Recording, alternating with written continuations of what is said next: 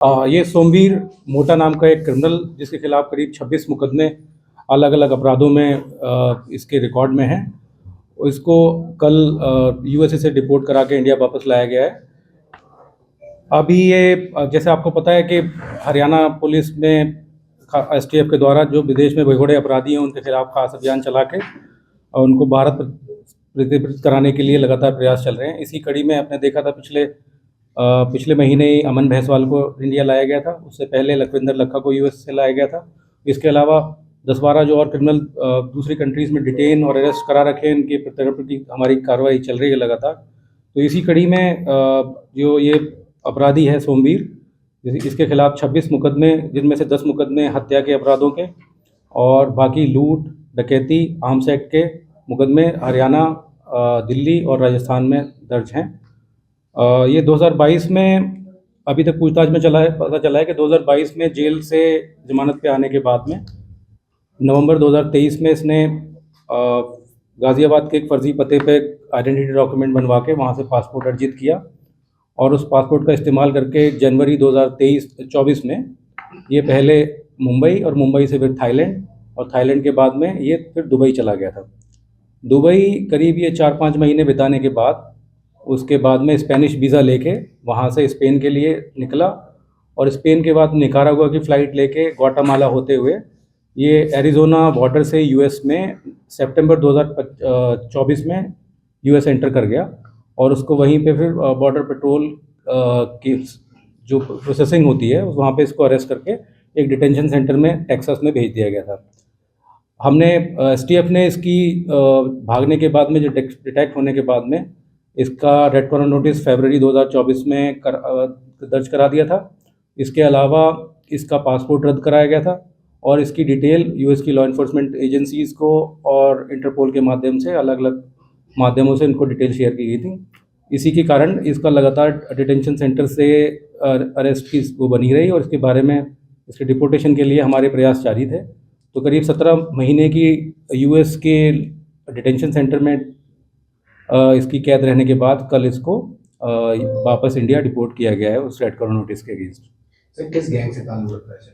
ये सोमवीर मोटा अनिल छीपी का सगा भाई है। अनिल छीपी कारोड़ गांव का, जो रोहतक में कारोड़ गांव है, उस गांव के निवासी हैं दोनों ओरिजिनली। इनकी पारिवारिक रंजिश की वजह से बहुत सारे हत्या के मामले आपस में जो गांव का एक दूसरा इनका विरोधी गुट था, उस गुट के कारण इनका अपराध में शामिल हुए थे। अनिल छीपी अभी दिल्ली में मंडोली जेल में है और वो काला चिट्ठी गैंग का, लॉरेंस बिश्नोई गैंग का एक अहम इम्पॉर्टेंट मेंबर है। वो इसी के संबंध में इसके मोस्टली मुकदमों में सोमवीर मोटा भी गायब था और सोमवीर मोटा को जानबूझ के इसलिए विदेश भेजा गया था कि ताकि ये विदेश में बैठ के इनके गैंग को ऑपरेट कर सके। सर ये कहने का नहीं होगा कि लॉरेंस बिश्नोई काला चिट्ठी गैंग से ही संबंध रखता है? बिल्कुल। तो सर वहाँ पे किसी घटना को इसमें अंजाम दिया, जैसे कि मैंने आपको बताया कि इसका इंडिया से जैसे ये बाहर निकला, हमारे को इसकी मूवमेंट की डिटेक्शन हो गई थी और दुबई में हमें पता चल गया था कि दुबई में बाई टाइम हमने दुबई को इन्फॉर्म किया है, दुबई से निकल चुका था। तो जब तक ये यूएसए पहुंचा, इसकी information already US law enforcement agencies को इंटरपोल के माध्यम से हमने भिजवा रखी थी। तो जिस डिटेंशन सेंटर में ये डिटेन हुआ उसके बाद में इसको छोड़ा नहीं गया उन कागजात के आधार पर और फाइनली इसकी पूरी अपील की प्रोसेस को डिस्चार्ज होने के बाद में 17 महीने के बाद में इसको वापस डिपोर्ट कराया गया है। यहाँ कितने मुकदमे दर्ज हैं सर? टोटल इसके 26 मुकदमे हैं हरियाणा में, जिसमें से कुछ मुकदमों में ये बरी हो चुका है, कुछ मुकदमों में इसकी ऑलरेडी अरेस्ट वारंट, क्योंकि पिछले 2 साल से ये 2.5 साल से एब्सकॉन्डिंग है, तो उन मुकदमों में प्रोक्लेम्ड ऑफेंडर घोषित किया जा चुका है इसको। सर हरियाणा के कौन से ऐसे मुकदमे जाने माने या कोई हाईलाइटेड मुद्दे जिनमें शामिल रहा? ख़ासतौर पे जो लॉरेंस बिश्नोई काला चिट्ठी गैंग की वारदातें हैं, ये वारदातें अनिल छीपी की पर्सनल दुश्मनी का बदला लेने के लिए कारोड़ गांव का एक विरोधी गुट जो छाजू गैंग के नाम से माना जाता था, जिन्होंने छाजू गैंग ने पहले अनिल छीपी के परिवार के ऊपर कई सारे हत्या के 3-4 मामले इनके परिवार में, इसके खुद के पिता की, इसके 2 चाचाओं की हत्या की थी। उन्हीं हत्याओं का बदला लेने के लिए ये अपराधी दुनिया में शामिल हुए थे और उसके बदला लेते हुए इन्होंने छाजू गैंग के ग्रुप के 5 लोगों को अलग अलग समय पर विभिन्न घटनाओं में मारा था। सर गैंग में रोल क्या था इसका?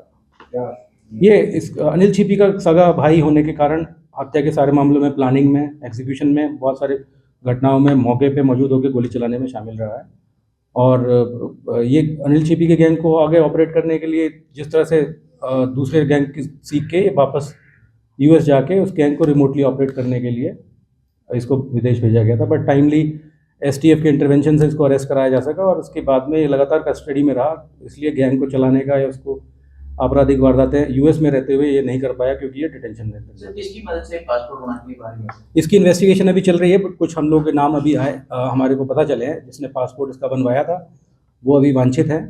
कुछ लोग 2-3 लोग जिन्होंने इसको अपराध यहाँ से भगाने में, फर्जी पासपोर्ट बनवाने में और फर्जी पासपोर्ट बनवा के इसको डंकी के माध्यम से यूएस पहुँचाने में पैसे और फर्जी कागजात तैयार करने में हेल्प करी है, उन लोगों के नाम हमारे पास आए हैं। जैसे उनकी अरेस्ट होगी हम लोग आप लोगों को सूचित करेंगे इस बारे में। सर सभी गैंगस्टर को ये विदेश भेजने में जो मदद करते हैं क्या सिमिलर हैं जो अभी आपने नाम किया?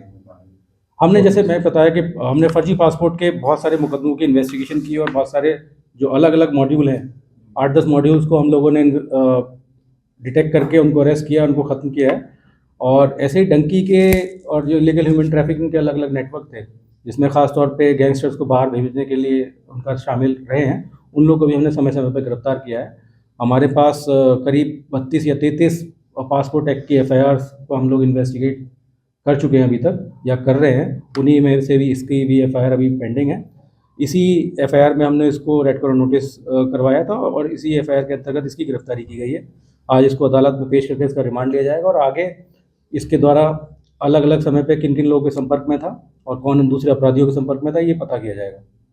तो लॉरेंस और काला की गिरफ्तारी के बाद इसको किंग पिन माना जा सकता है अपराध का? सोमवीर मोटा इतना बड़ा मेन अनिल छिपी ग्रुप का मेन वो है और ये इसको विदेश भगाने में खुद अनिल छिपी की भूमिका, काला जठेड़ी की भूमिका और इसके अतिरिक्त जो फर्जी कागजात दस्तावेज बनाने वाले लोग हैं और जो जिन्होंने पैसे प्रोवाइड किए हैं, ऐसे लोगों के नाम हमारे पास आए हैं जिनके बारे में हम आगे मुकदमे में इन्वेस्टिगेट करके उनके खिलाफ कार्रवाई करेंगे।